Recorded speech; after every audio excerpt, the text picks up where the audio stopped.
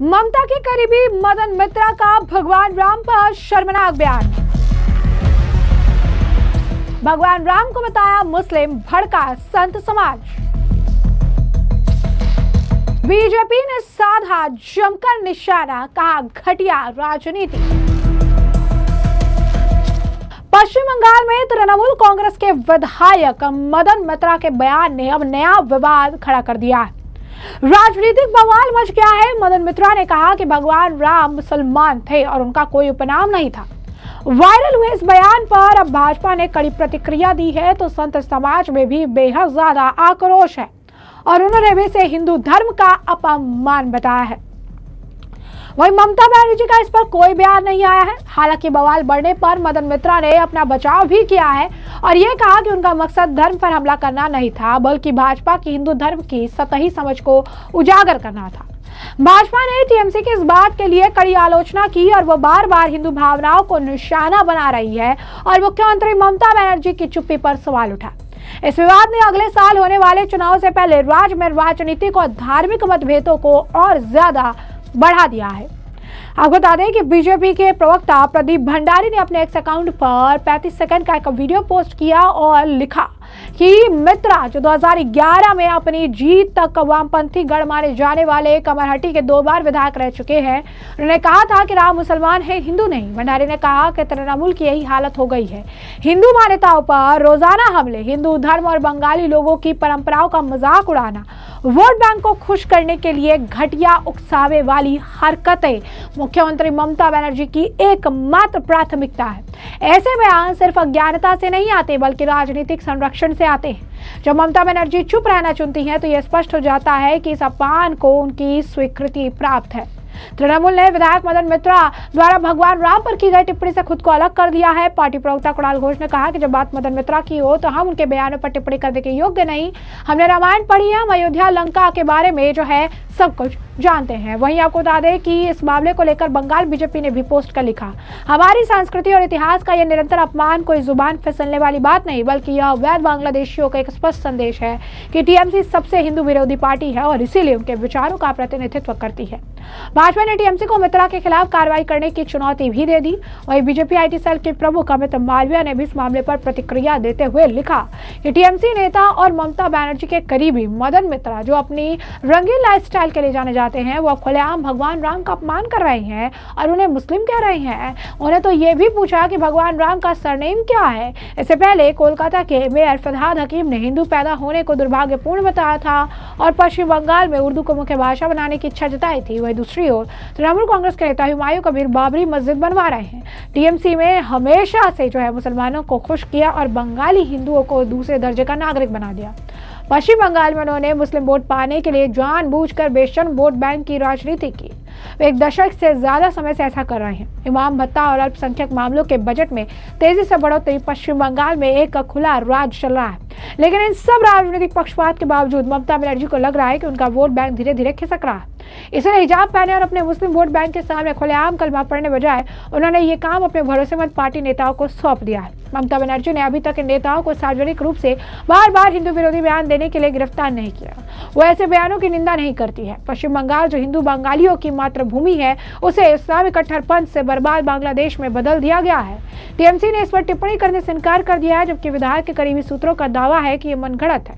आपको बता दें कि यहाँ तक कह दिया गया है कि ये तो एआई वीडियो भी है। उन्होंने कहा था कि भगवान राम धर्म के ऊपर है, इसके जानबूझकर गलत तरीके से पेश किया जा रहा है, ऐसा अपनी सफाई में कह रहे हैं। वही तृणमूल कांग्रेस विधायक मदन मित्रा ने ऐसे लेकर जो है भाजपा के आरोपों पर अब जो है सफाई पेश की है और ये कह रही है कि जानबूझकर हिंदू धर्म का अपमान करने का आरोप लगाया जा रहा है।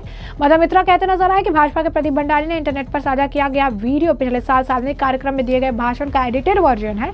यह पुराना वीडियो है 2024 का, उन्होंने इसे एडिट करके प्रकाशित किया है। पूरी वीडियो नहीं दिख रही है, इसे प्रकाशित करेंगे तो पता चलेगा पूरी वीडियो की मैंने ऐसा कुछ नहीं कहा था। तो अब देखिए किस तरीके से मदन मित्रा के इस बयान को लेकर बवाल हो रहा है। संत समाज में भारी आक्रोश है इस मामले को लेकर। जूना अखाड़ा के आप जो महंत है, महंत आपको बता दें कि प्रकाश नंद गिरी महाराज, उनका बयान भी सामने आया है। वो इस मामले पर भी आलोचना कर रहे हैं। क्या कुछ कहना है उनका, सुनिए। कौन कहता है भगवान राम हिंदू नहीं थे? जो विधायक जी ने बोला है उनके पास कुछ प्रमाण है? मेरे पास प्रमाण है, भगवान राम है, हिंदू थे, उनके पास प्रमाण है, कुछ प्रमाण दिखावे। नहीं अन्यथा उनको जेल हो।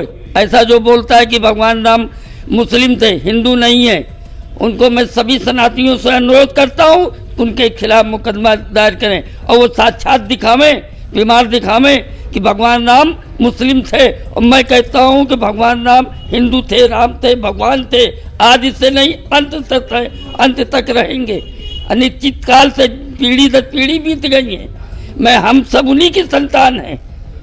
जो ये बोल रहे हैं वो गलत बोल रहे हैं, उनको मालूम नहीं है ज्ञान। भगवान राम हिंदू हैं, हिंदू थे, सनातनी थे, भगवान राम है। शिव और भगवान दोनों भगवान सनातनी है, मुस्लिम नहीं है, नहीं है, नहीं है।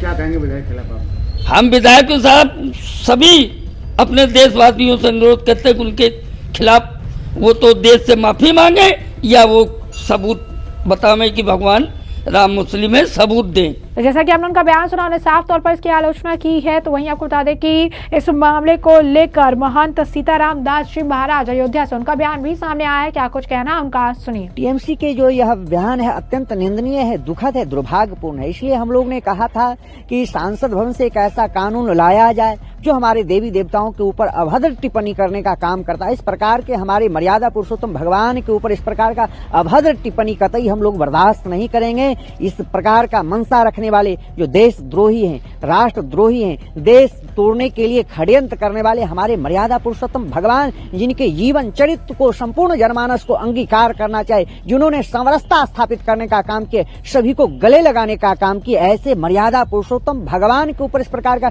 टिप्पणी हम लोग कतई बर्दाश्त नहीं करेंगे।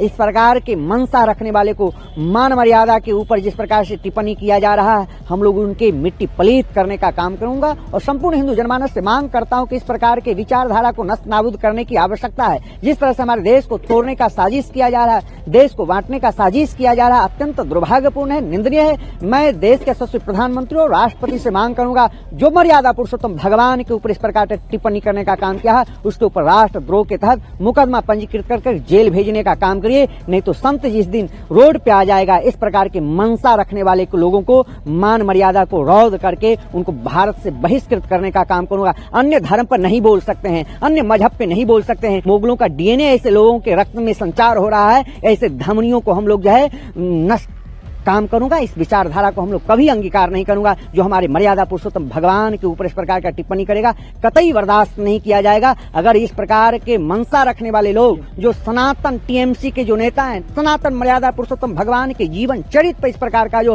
प्रहार किया जा रहा है, दुर्भाग्यपूर्ण है। इसके ऊपर राष्ट्रद्रोह के तहत मुकदमा पंजीकृत करके इसको जेल भेजने का काम किया जाए। मैं देश के यशस्वी प्रधानमंत्री से मांग करता हूं। तो जैसा कि आपने उनका भी बयान सुना, वहीं आपको बता दें कि अन्य जो संत हैं, महंत हैं, उनका भी बयान इस पूरे मामले पर सामने आ रहा है। काफी ज्यादा नाराज नजर आ रहे हैं और ये कह रही हैं कि उन्होंने अपना जो बयान दिया है, भगवान राम को लेकर जो टिप्पणी कर रही हैं, उन्होंने जो कटाक्ष किया है इसे वो साबित करे, और अगर साबित नहीं कर सकते हैं तो माफी मांगे, उनके खिलाफ कड़ी से कड़ी कार्रवाई होनी चाहिए। सुनिए क्या कुछ और कह रहे हैं ये भी। मदन मित्रा तो अरे भाई, नाम तो हिंदू ही लग रहा है। इनको अब इनको क्या जवाब दे। लेकिन इतने दिनों से 50 साल 100 साल से राम मंदिर के संघर्ष हुए, हम खुद उसमें पक्षकार थे। तब तो लड़ना ही नहीं चाहिए था, तब तो मुस्लिम पक्षकारों को पहले ही दे देना चाहिए था। तब तो उनके लिए हम लड़ाई लड़ रहे थे, सच पूछो तो। तब तो दाढ़ी मूंछ हटाओ और इनसे बोलो कि वो करो और राम नाम का जप करो। हम कहाँ कहते हैं, राम तो आपके है ही है। हम तो सनातन का तो सिद्धांत ही है कि सर्वे भवन्तु सुखिनः सर्वे सन्तु निरामया सर्वे भद्राणि पश्यन्तु मा कश्चित् दुर्भाग्यम्। हम तो कहते हैं वसुधैव कुटुम्बकम्, पूरा विश्व परिवार है। तो मेरा विश्व परिवार है तो हमारे राम जी तो तुम्हारे है ही है। तुम अगर अधिकार जमाते हो ठीक है, लेकिन हमें लड़ा क्यों रहे थे इतने दिनों से? क्यों लड़ रहे थे राम जन्मभूमि के लिए? तो इसलिए अब तो मेरा मानना है, इनको जो भी है, जो टीएमसी भाई जो मानसिक रूप से जिहादी हैं, इनसे मेरा ये सलाह है कि आप जाओ और जो कृष्ण जन्मभूमि का केस चल रहा है, जो काशी विश्वनाथ जी के केस चल रहा है, जिसमें मुस्लिम पक्षकार लड़ रहे हैं, उनको जाके समझाए कि भाई हम लोग जो कृष्ण जी किसके रूप थे? भगवान राम के ही अवतार थे, जो आए जो है त्रेता में आए। तो इसलिए वो भी राम जी तो इनके हिसाब से वही हुए। तो ठीक है, हम उनके लिए मंदिर बनाना चाहते हैं। तो इसीलिए हमें लगता है कि ये सब मानसिक रूप से विकलांग है। एक शेर है इनके लिए, कभी कभी यूं ही अपने दिल को बहलाया, जिन बातों को खुद न समझा औरों को समझाया। ये खुद कंफ्यूज लोग हैं, इनको खुद ही पता नहीं सनातन क्या है, इस्लाम क्या है, जिहाद क्या है। तो ये कंफ्यूज लोग हैं, ये बीच वाले लोग हैं। ये इन गलती इनकी नहीं, इनके ट्रीटमेंट की आवश्यकता है। मुझे बड़ा हास्य आता है इन लोगों पर, इनकी सोच पर कि राम मुस्लिम में ऐसा शब्द बोलने से पहले उन्होंने कुछ सोचा भी नहीं। आप देखो, इस्लाम का जन्म हुआ 1400 वर्ष पहले और राम आए त्रेता युग में, यानी कि 4,20,000 वर्ष का कलयुग होता है। कलयुग से पहले द्वापर था 8,40,000 वर्ष का। तो लगभग मेरे ख्याल से 8,80,000 वर्ष पूर्व जिन राम का जन्म हुआ वो 1400 वर्ष पहले इस्लाम के कैसे हो गए? मतलब कोई तो इनका ये दिमाग में क्या भरते हैं, मेरी ये समझ में नहीं आता। खाते क्या हैं ये, इसी दुनिया के लोग हैं या नहीं, या छोटी सी सोच के जरिए अपने आप को हाईलाइट करना चाहते हैं? इनको बस यही कहना चाहता हूँ, अपनी उसमें रहें, हद में रहें। हद पार करने की कोई आवश्यकता नहीं है। राम पर सवाल उठाने का मतलब है कि महाप्रलय को आमंत्रण। तो जैसे कि हमने तमाम बयान सुन लिए हैं और हमने आपको जो पूरा मामला है ये बड़े विस्तार से बता दिया है कि ये पूरा मामला क्या है, और इस पूरे मामले पर अब आपकी भी जो राय हो हमें कमेंट सेक्शन में कमेंट करके जरूर से जरूर साझा करिएगा। धन्यवाद।